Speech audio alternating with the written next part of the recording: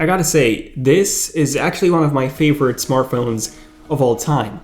And it looks like the OnePlus 2, but it's not really because, it has a case. So you can take this off and there you go, the OnePlus 5T. And even though I don't like what OnePlus as a company is doing in some cases, for example, I'm pretty sure not many of you know this, but OnePlus actually dropped all relations with tech reviewers that said some slightly negative things about our OnePlus smartphones in the past, even when those things were 100% correct, by the way. So yeah, myself and a few other reviewers you might be familiar with, we've been blacklisted because I personally criticized OnePlus's customer support back with the OnePlus 2 back in 2015. And then I also talked about the lack of NFC and how they intentionally downclocked the CPU to address overheating issues, which caused some performance issues with the OnePlus 2. And essentially this made me become blacklisted, so they're ignoring all of my emails, they stopped communication with me, they stopped sending me review units, and this happened to me and a few other tech reviewers, some of which you might be familiar with. So I mean, I don't know, this kind of shows what OnePlus is really all about. So for a company that exists thanks to reviewers, essentially, they actually had zero marketing budget with the OnePlus 1 back in 2014. So reviewers were actually the ones that promoted their phones, and at the moment they actually dismiss any negative publicity that might affect their sales. So that's just not right in my opinion, and because of all this, I never even wanted to buy this phone, to be honest, let alone make an in-depth review out of it. But honestly, the OnePlus 5T is actually one of my favorite smartphones or Android phones, or actually smartphones of all time. I just love this thing, and this is my 100% unbiased review of the OnePlus 5T. So grab some snacks because this is going to be a pretty in-depth and exciting video, and enjoy. Okay, so this is the OnePlus 5T. Some of you might not have heard of OnePlus, but this is actually the best Android smartphone that you can buy right now overall, considering how much you're getting for this price. So long story short, the whole idea of this phone is that it's significantly cheaper than the Samsung Galaxy S8, the LG V30, the iPhone X, the Pixel 2 XL, and so on, starting at just $500 or 450 pounds in the UK, which is still not cheap, but definitely cheaper than a competition, which starts at $800 or $900 or pounds. But yet it actually comes with a Snapdragon 835 processor that you find in the S8 or the Note 8, and also 6GB of RAM or even 8GB of RAM if you choose the $50 or 50 pounds more expensive 128GB model like I have. So essentially you're getting the best specs on any Android smartphone on the market right now, double the amount of RAM than on an S8. And then you're also saving $200 or $300 or pounds, which you can spend on, I don't know, whatever you like. Popcorn, for example, for this video. Okay, so what's the catch? There's always a catch. Well, there's a few actually, but first I want to talk about the things I really love about this phone, and there's a lot of them, but I'm going to cover the main 5 ones. Okay, so first off we have the design. I just love how this phone looks. You get almost zero bezels on the front. I mean, you get zero side bezels to be more precise, and some very thin top and bottom ones. Then the back is made out of this very smooth polished aluminum. I love how this thing feels. It's also very slippery, by the way, so you'll have to get a case for this day one. And speaking of that, not many people talk about this, but OnePlus actually includes a free silicone case along with a screen protector right out of the box. So you don't have to worry about buying those day one, which is really great to have. And if you need something that's a bit higher quality, you can just pick something like this Sandstone case that OnePlus sells, which by the way is priced almost like an Apple case, especially if you count the shipping, which can cost almost as much as the case itself. But yeah, the quality on the inside at least is very weak. So yeah, low quality case, by the way, extremely overpriced, but you get this really nice Sandstone back. If you like this with the OnePlus 1 or the OnePlus 2 back in the day. Also, in terms of the design, yes, we do have a headphone jack, which is actually really convenient to have nowadays. And also something exclusive to OnePlus phones is this notification toggle. So similar to the mute switch on the iPhones, this one actually lets you switch between normal, you have the silent mode and the not disturb mode. So this is really convenient to have. I'm wondering why more Android smartphones don't have this. They should all come with this toggle. It's really useful and convenient to have. And then the second thing that I love about this phone is the display.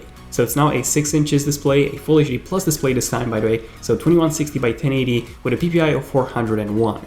So yeah, it's not a quality display, but honestly that doesn't matter because this panel was made by Samsung, so it's an AMOLED panel, and it's also the exact same quality in terms of color reproduction and brightness and viewing angles that you can find on Samsung Galaxy S8 and the SA Plus. So it's amazing. The colors are incredibly vibrant, the viewing angles are great, and overall it's actually miles better than even something you would find on the Google Pixel 2 XL, for example. Now, at first I thought that the low resolution would be something I would notice, but no, not really. Amazing display, one of the best on any smartphones right now.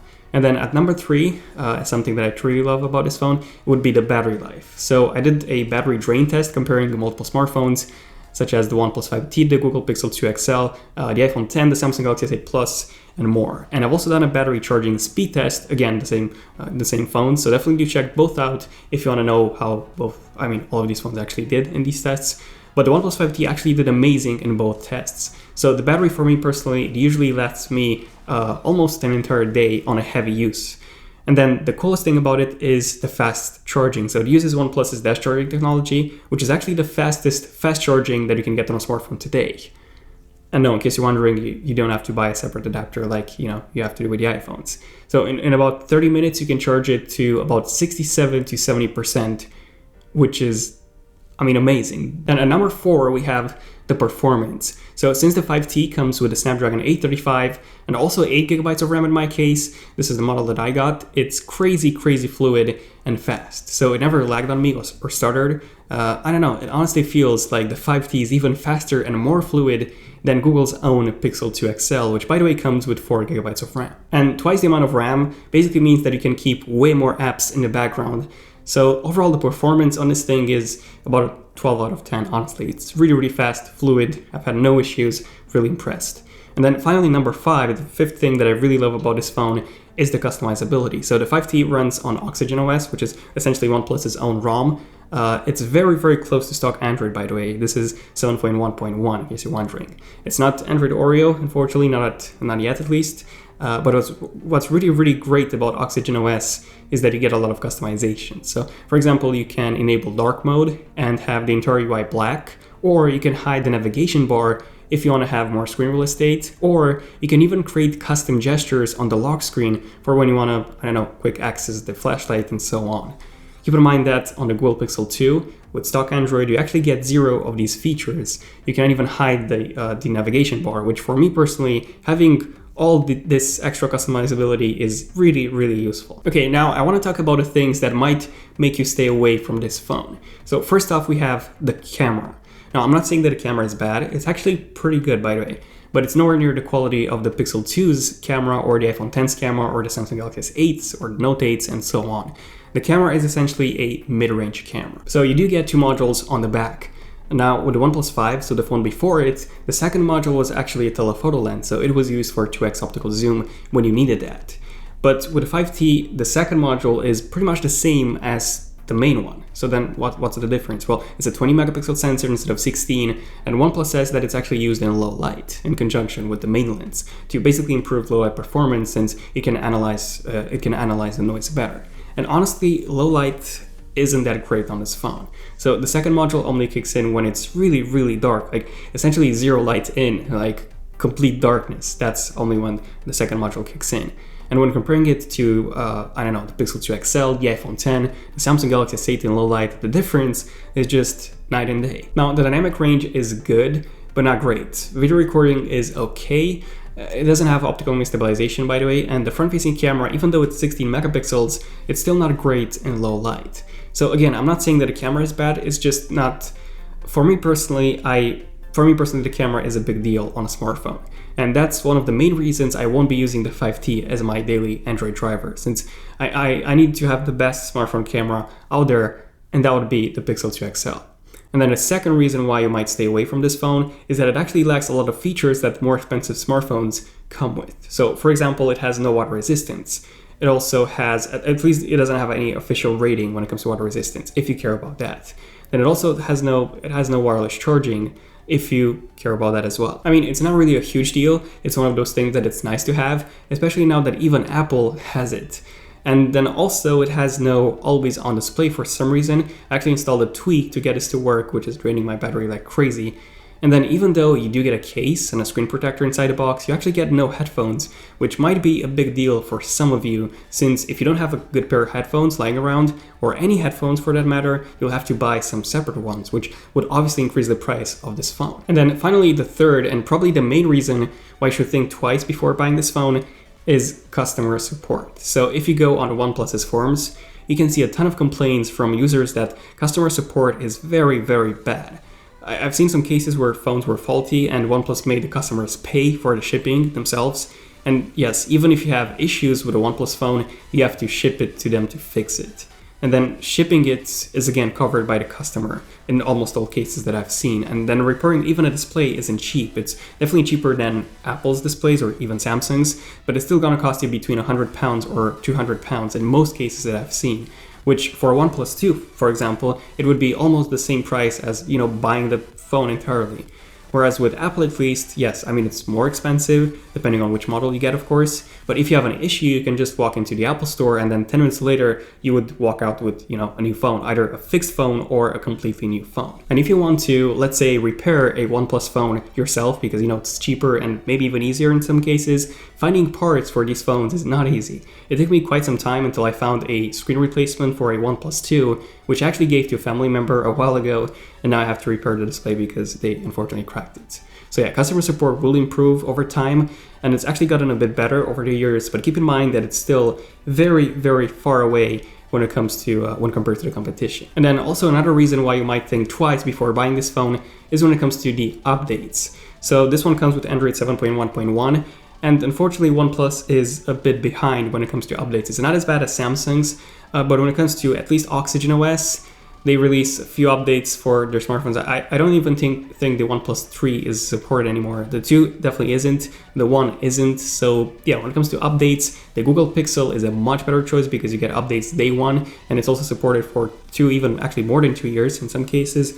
So when it comes to updates day one and support when it comes to the operating system, this is not that good of a deal. I mean, it's still one of the best deals when it comes to Android in this case, but the Pixel is a much better choice in this case. Okay, so as a conclusion, this sounds like a kind of a negative review because of, I don't know, maybe I scared you with the customer support part or maybe even the camera, but honestly, this is actually a great device. So customer support is not really horrible. It's still good, but it's not as good as Apple's or Samsung's, not even to mention Google's. And the exact same thing applies to the camera. It's good, but it's not the best.